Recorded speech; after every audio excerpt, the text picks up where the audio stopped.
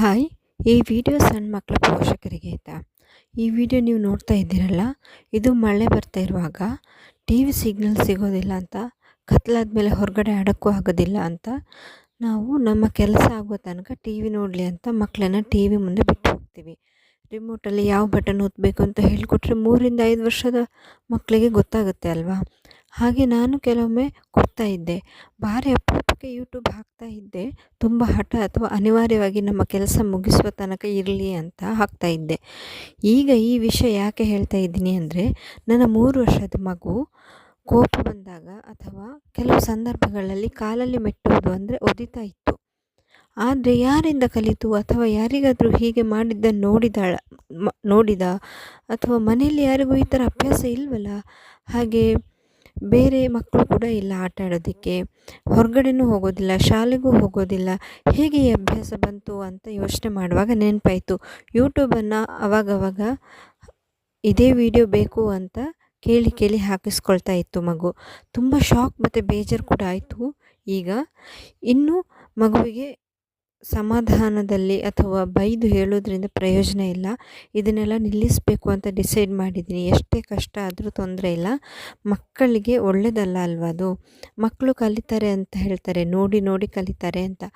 ಮೊಬೈಲನ್ನು ನೋಡಿ ಕಲಿತಾರೆ, ಮೊಬೈಲಲ್ಲಿ ಯಾವುದು ಬರುತ್ತೆ ಅದನ್ನೇ ಕಲಿತಾರೆ. ಒಳ್ಳೆಯದಕ್ಕಿಂತ ಕೆಟ್ಟದ್ದೇ ಜಾಸ್ತಿ ಇರುತ್ತೆ. ಎಷ್ಟೋ ಜನ ತಿಂಡಿ ತಿನ್ನಿಸುವಾಗ ಮೊಬೈಲ್ ನೋಡಿ ತಿನ್ನಿಸ್ತಾರೆ. ಪುಣ್ಯಕ್ಕೆ ನಾನು ಆ ಅಭ್ಯಾಸ ಮಾಡಿಸಿಲ್ಲ. ಟಿ ವಿ ನೋಡಿ ಕಲಿತದ್ದು ನನ್ನ ಮಗು ನನ್ನ ಗಮನಕ್ಕೆ ಬಂತು. ಹಾಗಾಗಿ ನಾನು ಅದೆಲ್ಲ ಸ್ಟಾಪ್ ಮಾಡಿ ನಾವೇ ಮಗು ಜೊತೆ ಆಟಾಡ್ತಾ ಇದ್ದೀವಿ. ಟಿ ವಿಯಲ್ಲಿ ಕೆಲವೊಂದನ್ನಷ್ಟೇ ಸ್ವಲ್ಪ ಸಮಯ ಜೊತೆಯಲ್ಲಿದ್ದು ನೋಡುತ್ತೆ ಮಗು. ಆದರೆ ಹೇಗೆ ಆದಷ್ಟು ಹೀಗೆ ಇರಲಿ ಅಂತ ಅಷ್ಟೇ. ನೀವು ನಿಮ್ಮ ಮಕ್ಕಳಲ್ಲಿ ಬದಲಾವಣೆ ಗಮನಿಸಿದರೆ ದಯವಿಟ್ಟು ಸ್ಕ್ರೀನಿಂದ ದೂರ ಇಡಿಸಿ. ಮುಂದೆ ಆಗುವ ಅನಾಹುತವನ್ನು ತಪ್ಪಿಸಬಹುದು. ನಮ್ಮ ಮಕ್ಕಳು ನಮ್ಮ ಭವಿಷ್ಯ ಅಲ್ವಾ. ಅವರಿಗೋಸ್ಕರ ನಾವು ಏನು ಮಾಡಿದರೂ ಕಡಿಮೆನೇ ಅಲ್ವಾ. ಹಾಗೆ ಒಂದೇ ಸಲ ನಿಲ್ಲಿಸಿದ್ರೆ ಜಾಸ್ತಿ ಹಠ ಮಾಡ್ತವೆ. ನೀವು ಡೈಲಿ 2 hour ನೋಡೋಕ್ಕೆ ಕೊಡ್ತಾ ಇದ್ದೀರಾ ಅಂತಂದರೆ 2 ದಿನ ಒಂದು 15 ನಿಮಿಷ ಕಡಿಮೆ ಮಾಡ್ತಾ ಬನ್ನಿ, ಆಗ ಸುಲಭ ಆಗುತ್ತೆ.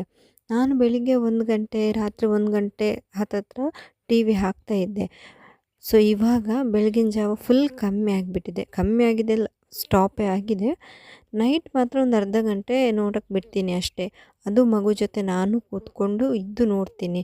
ಸಣ್ಣ ಬದಲಾವಣೆ ಬದುಕನ್ನೇ ಬದಲಾಯಿಸಬಹುದಲ್ವ. ಅದಕ್ಕೋಸ್ಕರ ಅವರಿಗೆ ಕೆಟ್ಟದ್ದು ಯಾವುದು ಒಳ್ಳೇದು ಯಾವುದು ಅಂತ ಗೊತ್ತಿರಲ್ಲ, ಕೇವಲ ನೋಡಿದ್ದನ್ನು ಅನುಸರಿಸ್ತವೆ ಅಷ್ಟೇ.